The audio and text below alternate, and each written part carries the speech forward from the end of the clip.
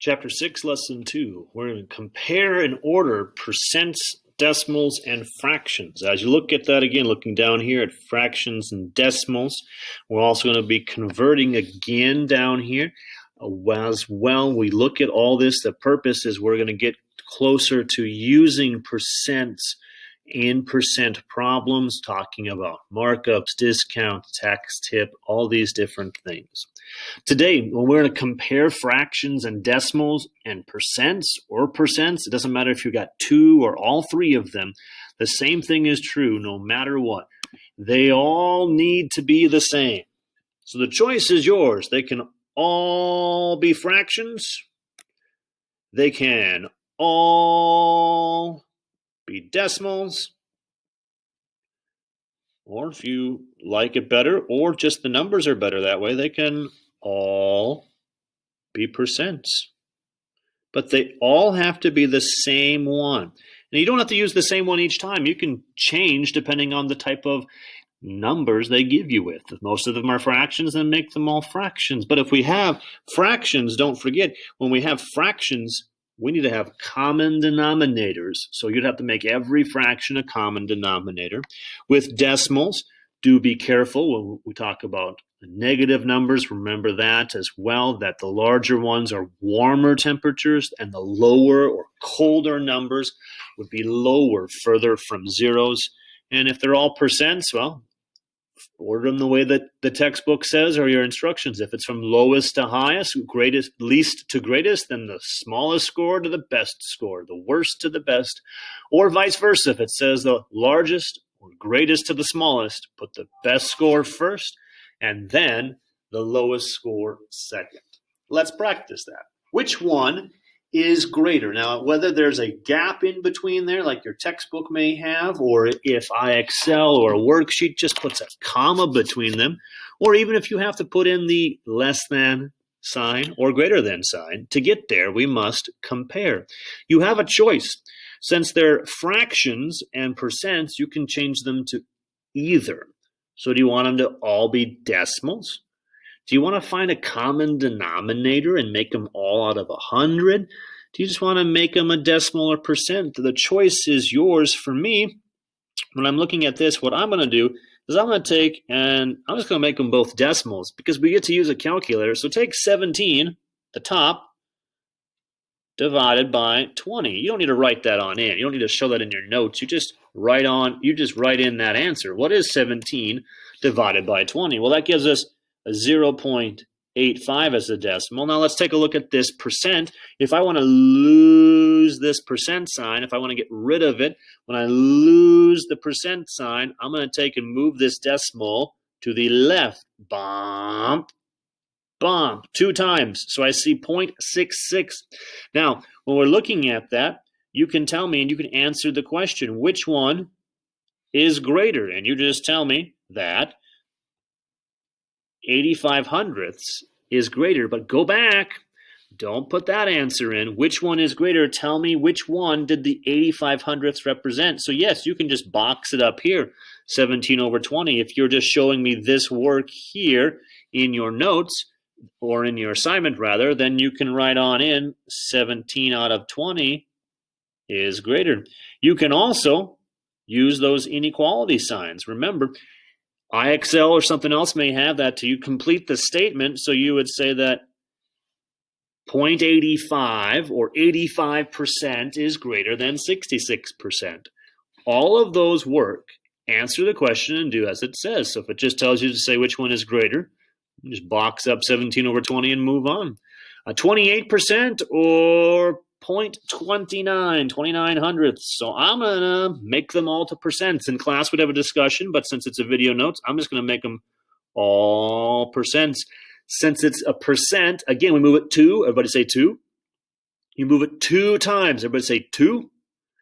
We move the decimal twice. Since I want it back to a percent, I'm going to go back. I'm going to move it to the right, which gives me 29%. Please note, I want to see that. I want to see that you did something. So write down that 29%. If you're changing one to a decimal, show me the decimal.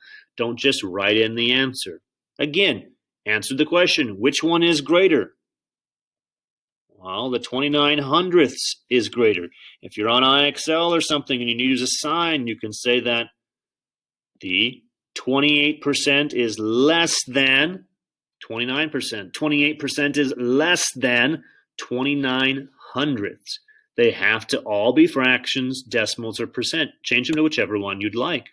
Again, doing that here kind of as a review with fractions and decimals, but again, to get ready for multi-step ratio problems and percent problems, where we're going to be using percents to calculate many things over here. Now, we've got you, your sister, and your friend each take the same number of shots at a soccer goal, but for whatever reason, we decided we weren't going to keep track of that. You decided to tell everybody you made 0.67 of your shots, 67 hundredths of your shot. Your sister changed it to a percent for whatever reason, so she has a 68% of her shots she made. And then your friend made 17 out of 20 of her shots. Who made the fewest shots? Well, I see a decimal, percent, and a fraction. Sounds like we need to compare and order those. Let's do that. Once again, change them all into the same thing. What do you want? Do you want to make them all fractions and find a common denominator? Go for it. Do you want them all to be percents? Awesome. You want to make them all decimals? Cool. Do that. I'm going to stick with percents because I've got a 68%. And then up here, I'm going to move the decimal 2 times. Everybody say 2. Did you say 2? Say 2. And we're going back to a percent, so we're going to go right. So that's 67%. Now, this last one here, I need to switch that into a percent. But what if you got a 17 out of 20 on today's homework? How would you figure out your score? You just take 17 divided. That's what that line there means. So when you see that fraction line, remember, just take 17 divided by 20 in your calculator. That gave me 0.85. No, you did not get a 0.85%. You have to change that to a percent. Remember, take that decimal back to a percent. Go bump, bump, move it twice so you have an 85%.